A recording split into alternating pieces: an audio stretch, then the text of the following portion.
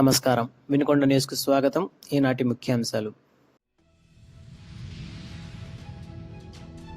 నూజెండ్ల గ్రామంలో నిర్వహించిన అన్నదాత సుఖీభవ పీఎం కిసాన్ 3వ విడత నిధుల పంపిణీ కార్యక్రమంలో పాల్గొన్న ప్రభుత్వ చీఫ్ జీవి ఆంజనేయులు.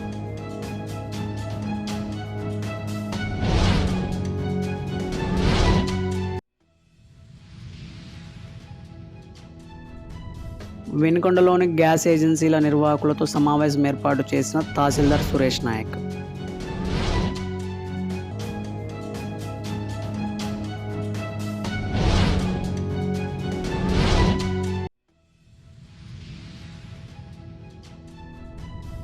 వినుకొండ ప్రభుత్వ వైద్యశాలలో నెలకొన్న అభియోగాలపై విచారణ చేపట్టిన అధికారులు.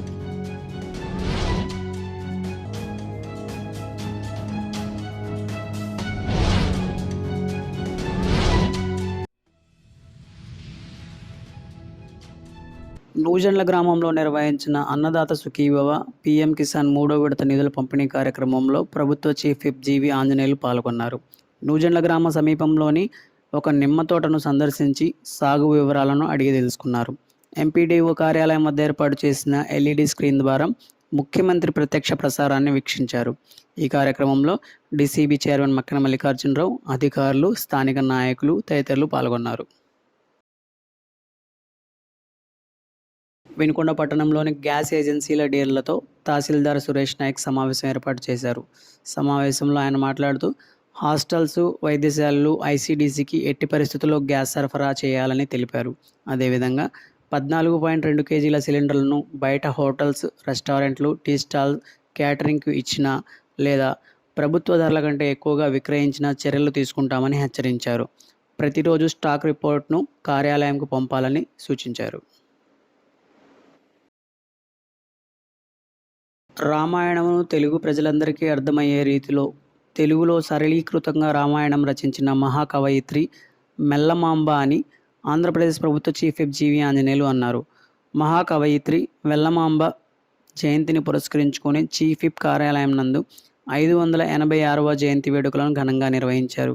ఈ సందర్భంగా ఆయన మాట్లాడుతూ 15వ దశాబ్దంలో మహిళలంటే చిన్నచూపు, మహిళలకు చదువుతో పని లేదు అనుకునే ఆనాటి కాలంలో మహిళగా తాను పొందిన విజ్ఞానాన్ని తన వద్దనే దాచుకోకుండా తన రచనలతో లోకానికి చాటి చెప్పిన మహాకవయిత్రి మెల్లమాంబ అని కొనియాడారు. ఈ కార్యక్రమంలో జీడీసీసీబీ చైర్మన్ మక్కెన మల్లికార్జునరావు, నాయకులు పాల్గొన్నారు.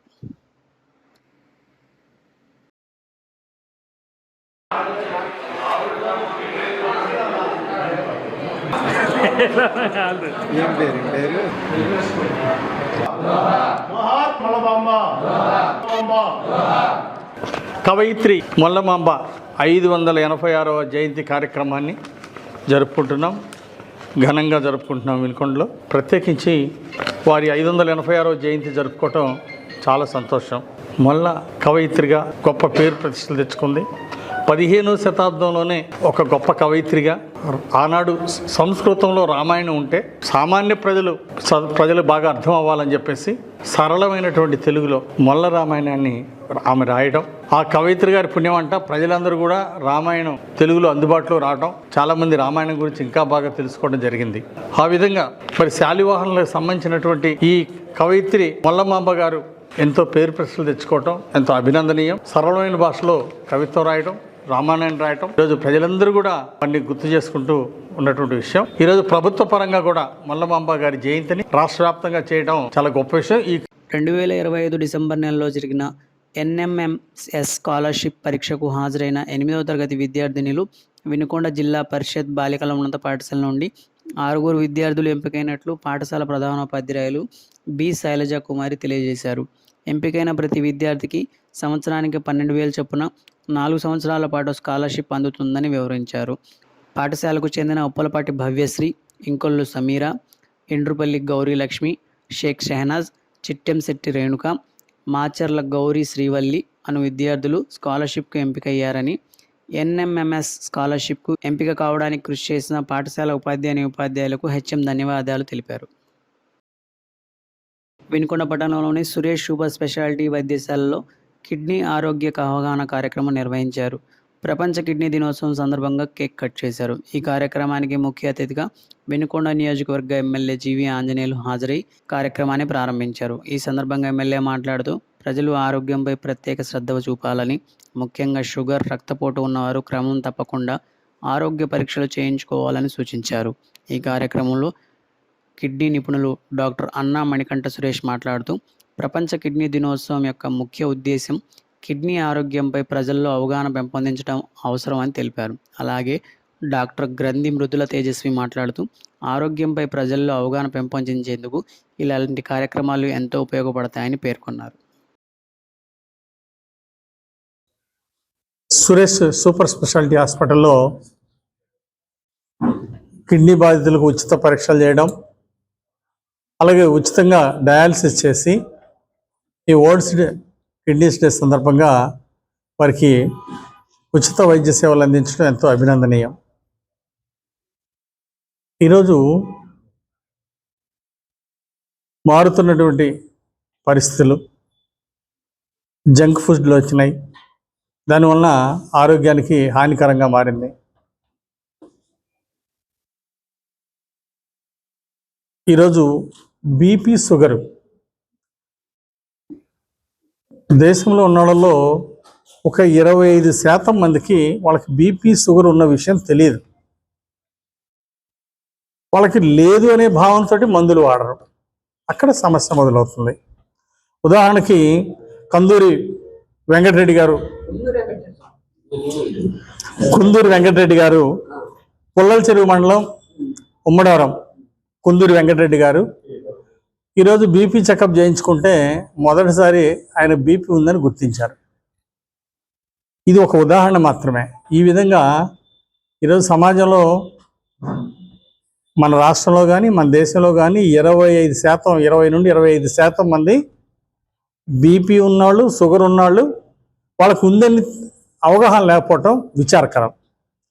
ఎప్పుడైతే బీపీ ఉందో, షుగర్ ఉందో, దాన్ని ఉందని తెలియక మందులు వాడరో అప్పుడు ఆ ప్రభావం కిడ్నీస్ మీద పడటం, కిడ్నీ డ్యామేజ్ అవడం, ఆ తర్వాత కిడ్నీ పూర్తిగా దెబ్బతింటే ఒక పక్క డయాలసిస్ అవసరం అవుతుంది, మరో పక్క కిడ్నీ రీప్లేస్మెంట్ దాకా వెళ్తే లక్షలాది రూపాయలు ఖర్చు అవుతుంది.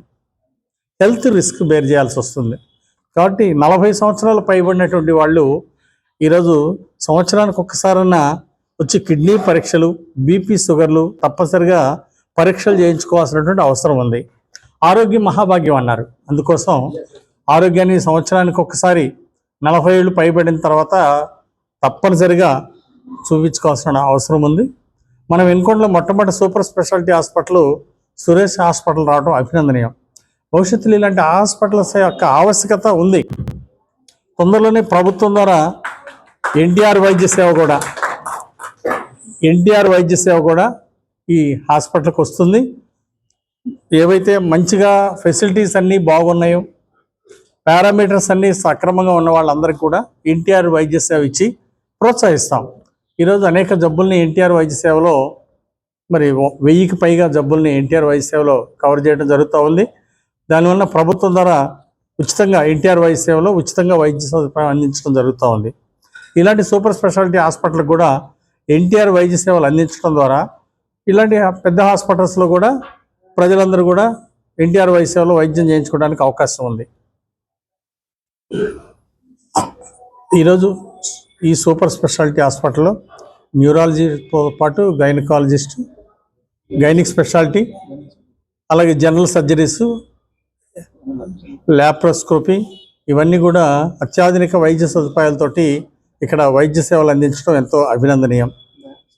అలాగే ఈరోజు డయాలసిస్ గుంటూరు వెళ్తే 5,000 రూపాయలు తీసుకుంటున్నారు, కానీ ఇక్కడ 3,000 రూపాయలకే ఇక్కడ డయాలసిస్ చేసి మరి వైద్యాన్ని అందిస్తున్నారు. ఇట్లా మనము దూరం వెళ్ళి ఇబ్బంది పడే కంటే ఇక్కడే మంచి లేటెస్ట్ ఎక్విప్మెంట్ తోటి ఇక్కడ డయాలసిస్ మిషన్లు పెట్టి మంచి సేవలు అందిస్తున్నందుకు డాక్టర్ సురేష్ గారిని ప్రత్యేకంగా అభినందిస్తున్నా. రాష్ట్రంలో పేదరికం నిర్మూలన లక్ష్యంగా సీఎం చంద్రబాబు నాయుడు నేతృత్వంలో కూటమి ప్రభుత్వం పనిచేస్తుందని ప్రభుత్వ చీఫ్ విప్, సీనియర్ శాసనసభ్యులు జీవి ఆంజనేయులు అన్నారు.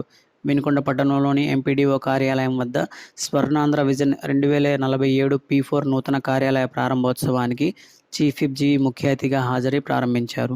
అనంతరం ఆయన మాట్లాడుతూ రాష్ట్రంలో పేదలను బంగారు కుటుంబాలుగా తీర్చిదిద్దేందుకు సీఎం చంద్రబాబు నాయుడు స్వర్ణాంధ్ర విజన్ 2047 లక్ష్యంగా ముందుకు వెళ్తున్నారని అన్నారు. పేదరికం లేని సమాజమే లక్ష్యంగా కూటమి ప్రభుత్వం పనిచేస్తుందని వివరించారు. ఈ కార్యక్రమంలో పల్నాడు జిల్లా డ్వామా పీడీ, ఎంపీడీఓలు, తహసీల్దార్లు, వివిధ శాఖల అధికారులు, నాయకులు తదితరులు పాల్గొన్నారు.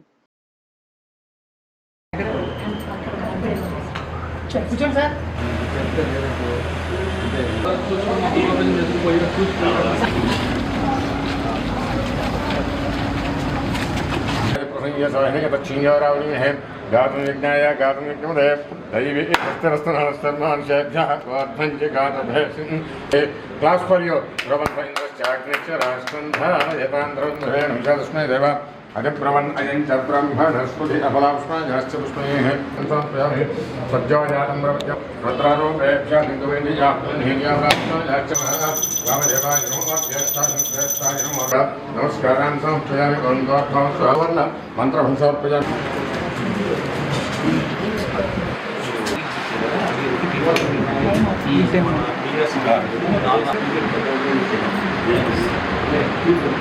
ब्रह्म च ब्रह्मा च आयज्ञेष्ठं प्रजान्दरो सर्वशास्त्रे सर्वस्वरिते सर्वमेव तेन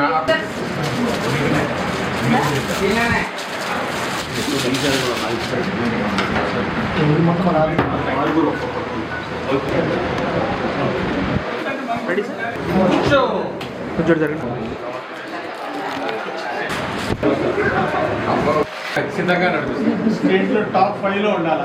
టాప్ 1 ట్రై చేస్తాం సార్. తప్పే ఉంది సార్. టాప్ 1 సాధించాలి.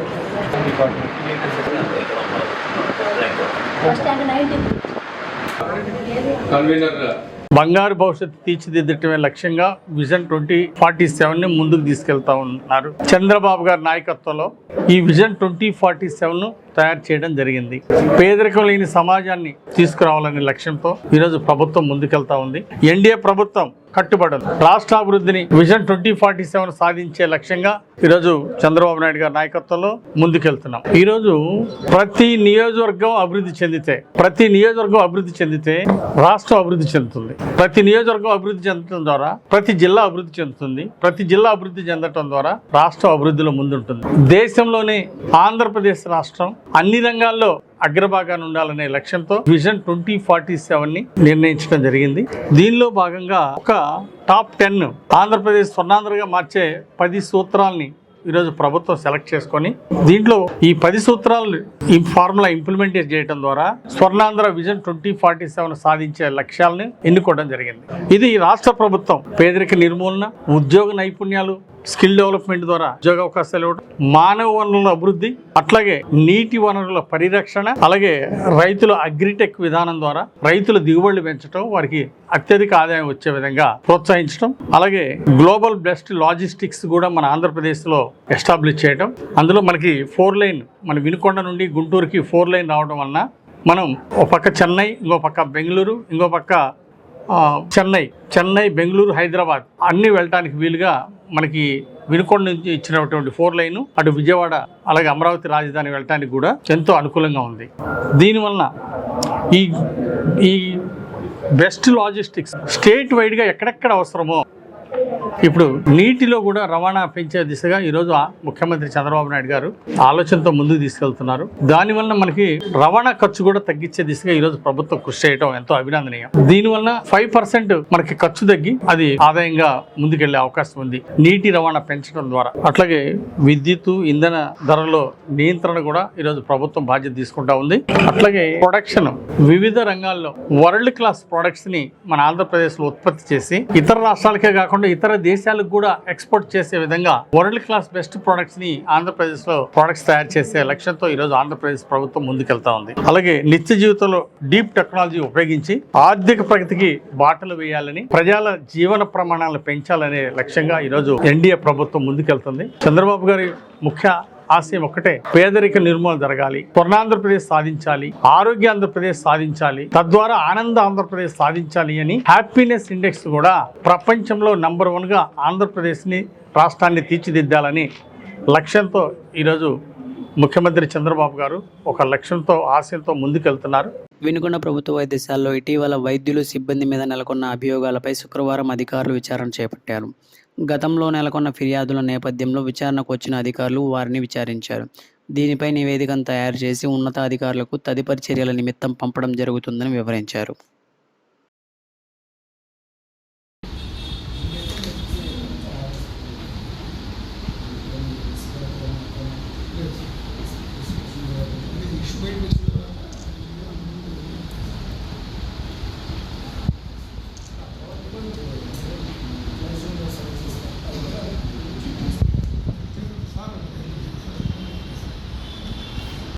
ఈరోజు మేము వినుకొండ ప్రభుత్వ ఆసుపత్రికి ఈ రీసెంట్గా డాక్టర్స్ వచ్చిన పైన అభియోగాలపైన విజిలెన్స్ సెక్షన్ నుంచి ఎంక్వైరీ చేయమని చెప్పగా వాళ్ళపైన ఏదైతే అభియోగాలు మోపబడ్డాయో వాటి గురించిన ఎంక్వైరీ కోసం నేను, తర్వాత మా కొలీగ్ డాక్టర్ గారు కృష్ణమూర్తి గారు ఈరోజు వినుకొండ ప్రభుత్వ ఆసుపత్రిని సందర్శించడం జరిగిందండి.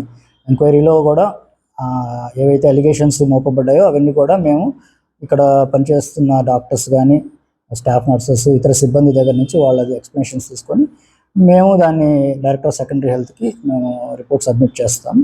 దానిపైన తదుపరి చర్యలు వాళ్ళు అటువైపు నుంచి వాళ్ళు తీసుకోవడం జరుగుతుంది. వినుకొండ న్యూస్ సమాప్తం. తిరిగి రేపటి న్యూస్లో కలుసుకుందాం. అంతవరకు సెలవు. నమస్కారం.